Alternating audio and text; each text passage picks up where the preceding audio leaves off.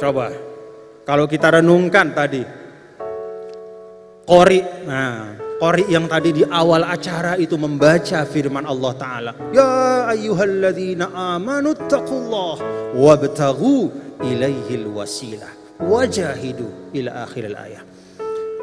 Wahai orang-orang yang beriman, kata Allah, bertakwalah kepada Allah dan cari jalan supaya kalian mendapat ridho Allah itu. Supaya kalian paham bagaimana mendapatkan karunia Allah. Supaya kita mengerti jalan-jalan kebaikan, jalan-jalan hidayah. Kita diminta oleh Allah mencari jalan untuk sampai kepadanya. Alhamdulillah, berkat kita berguru kepada Maulana Syekh, kita bisa mendapatkan banyak pengajaran-pengajaran, banyak ilmu, sehingga mudah-mudahan kalau ilmu-ilmu itu kita amalkan, kita semakin dekat kepada keridhaan Allah Subhanahu wa Ta'ala. Itulah sebaik-baik guru. Dia menjadi jalan bagi kita untuk sampai kepada Allah. Dia menjadi jalan ngingetang kita muntah salah. Dia mengingatkan kita kalau kita salah.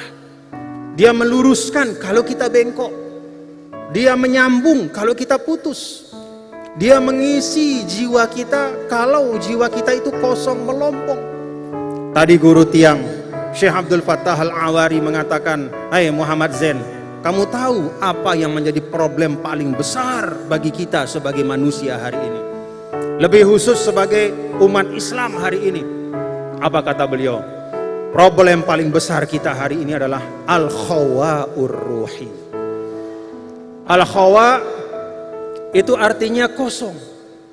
Al-faraq, al-khawa'ur ruhi, hati-hati yang kosong. Dia tidak tahu tujuan hidupnya. Kadang-kadang hari ini bapak-bapak ibu, kalau kita bicara tentang NWDI, kita sering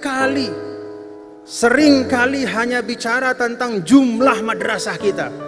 Seringkali kita mengukur prestasi kita berorganisasi dari membangun bangunan yang tinggi-tinggi dan megah-megah.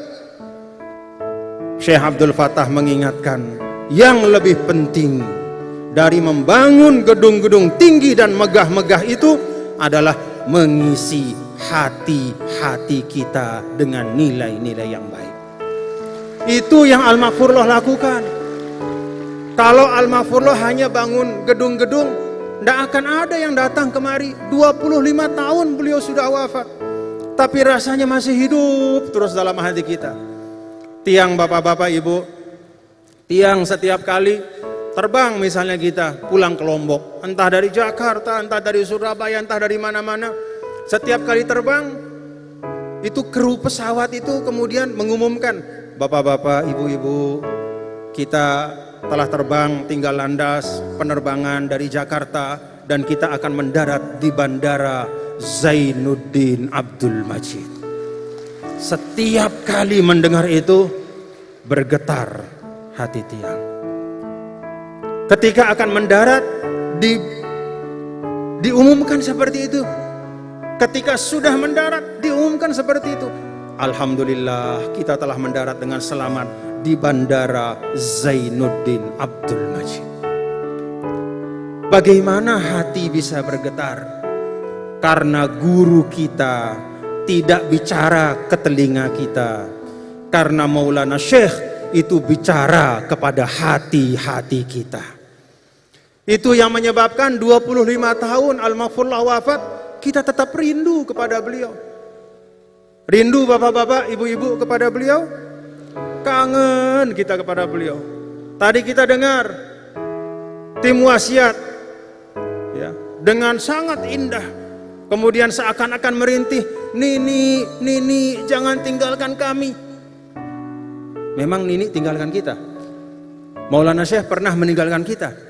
Atau justru kita yang meninggalkan Maulana Syekh? Maulana Syekh itu tidak pernah meninggalkan kita. Tidak pernah guru yang sangat mencintai kita itu meninggalkan kita begitu saja, tidak pernah. Bahkan pun setelah wafat masih banyak sekali bahan-bahan di sekitar kita, bahkan dalam hati kita, yang mengingatkan kita kepada Sidi Syekh Maulana.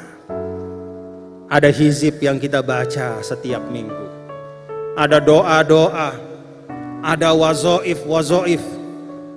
Kalau orang bertarekat hizib Nahdlatul Wathon, ada wazifah-wazifah yang dia baca, ada salawat-salawat yang beliau tinggalkan, ada wasiat renungan masa yang beliau titipkan. Semua itu menunjukkan bahwa Maulana Syekh tidak pernah meninggalkan kita. Semoga kita bersama beliau selamanya menjadi bagian dari umat baginda Rasulullah sallallahu alaihi wasallam yang mendapatkan syafaat dari Nabi besar Muhammad sallallahu alaihi wasallam.